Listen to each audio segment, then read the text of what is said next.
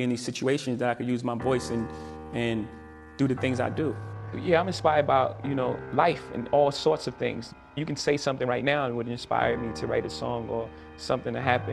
Most kings just happen to be inspired by Basquiat drawing, the drawing, and you had most young kings get their head cut off on the bottom. And I looked at that and I was like, it's powerful. Just the statement in itself, lends itself for a song.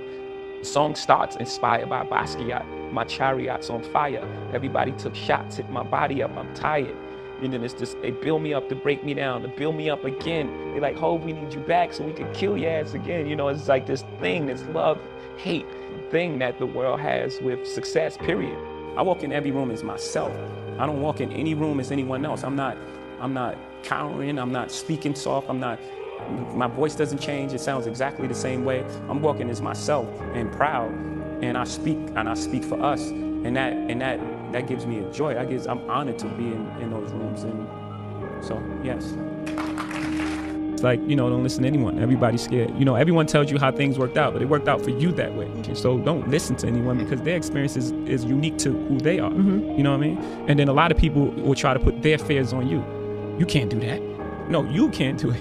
Right. You know what I'm saying? So they just projecting, they're putting things that they don't believe that they can do on you. And you may possibly can do it. Like my uncle, he was telling me, my uncle said I never sell 1 million records. I sold 1 million records 1 million times. So I'm sure I'm his nephew. I don't think he meant any malice. He wanted the best for you, but he just was projecting his fears and right. things that, are you crazy? How are you going to do that? How? I'm sure there's things that I do now that he can't believe that I was able to accomplish. He couldn't even see it at the time. So he was just projecting, putting his fears on me. So the whole thing is just, and always believe you're great, even before anybody else believes it. It's an extension of my family. It's like the things that I do. I tell my family all the time. I tell my grandmother, my mom, they're proud. They're super proud and strong women, and they won't ask me for anything. And I say, man, there are times where I don't want to get my picture taken, and I want to eat, and paparazzi take photos in your face and screaming at you, and taking pictures, and you can't take your kid to the park. And I'm like, those are the sort of things that give the reason why I'm okay with it, and why I can cope and live with these things without, as much as a complaint, is the things that it allows me to do, the spaces that it affords me, the rooms I'm allowed to go in as myself.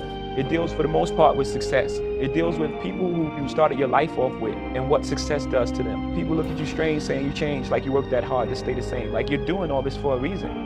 And what happens most of the time, people change. People change around you because they start treating you different because of your success. So you are changing. You don't change who you are, the core of who you are, the things you believe, the things you love, and the things you die for, and your principles. You don't change that, but you're going to change who you are. You're going to change, you can't do the same things that you can't hang on the corner. Some people may not be comfortable with that. And then it deals with the other side of success, how people look at you when you're successful. Media medals, people sue you, settle. Every step you take, they remind you get. So no matter how far you are, you still have that stigma on you of where you come from when you walk inside the door. Even if you have a tuxedo on, it's like, oh yeah, that's the guy who used to be this and did that. Most kings get their head cut off, right? In war, battle, and in life. At the end of the day, you've achieved everything you want. You've made it to the top of the throne, and at the end of the day, you just get your head cut off. Do things that are true to you. Most things that I'm involved with are extension of being creative. Rockaway's clothing company, it's part of who you are, and hip hop is your attitude and what you're trying to express, how you dress. I love sports growing up. I grew up in a household where sports was on 24/7. So these are all things that are comfortable for me. These are things that I like. So I would just say get involved in things that you love, and also have a standard for yourself and have some sort of integrity, and try to find some sort of truth in what you're doing. What did you learn on the street? Because you talk about being 13 and selling crack. Did that teach you something of how to be a successful businessman, or how we all are common? All the things that you apply in business. They say that he has great instincts. But on the streets, having great instincts can be the difference between life and death, not just losing a deal. Or incarceration. Or incarceration. Which is less than death, right? And which is and being a person of high integrity. People want to deal with you. In business, in the trust. Streets. Trust and honorable, and a man of your word. All these things come to play in the business world. I'm not condoning any street activity, but it's just It's just the way it is. There's a redemptive power that making a choice has, you know, rather than feeling like you're at effect to all the things that are happening. Make a choice, right? You just decide what it's going to be, who you're going to be, how you're going to do it. Just decide. And then from that point, the universe is going to get out your way. It's like, it's water. It wants to move and go around stuff, you know. I realize that to have the level of success that I want to have, it's difficult to spread it out and do multiple things. It takes such a desperate, obsessive focus. You really got to focus with all of your fiber and all of your heart and all of your creativity. You are associated with a number of brands, HP, Coca-Cola, Budweiser. How do you decide who you want your name, your brand, your voice tied to, and what companies you don't? I try to. Sometimes it's just more about relationships. I pretty much try to work with brands if there's some sort of partnership there. No, I don't typically do a one-off endorsement deals. I've just never been interested in that. It's just more so if I can create some sort of partnership. You know, Coca-Cola was a partnership. You know, I was a brand manager, as, you know, acted as at one time.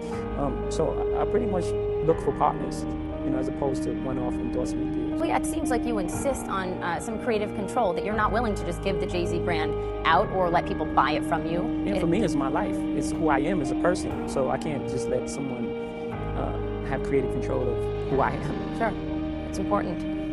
Best investment advice that you ever received? What was it, do you remember? Whether it was in the market or just investing in life and in business?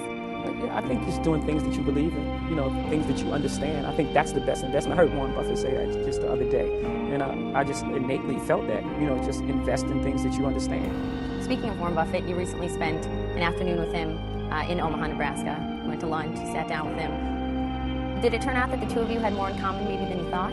I think most people do. After the conversation, you realize that you have more in common than you know, things that are dissimilar. Yeah. What did you take away from that? What did you learn from sitting with him, and what do you think he might have gleaned from meeting with you? I don't know. I have no idea on his side. On my side, he's very sharp, you know, and again, he just affirmed to me that instincts is really important in business. You know, I didn't go to any proper business school or any super follow any manuals like the Record Business 101 or anything like that. I just pretty much followed my instincts, and he just reaffirmed that for me, that, you know, your instincts are very important to you.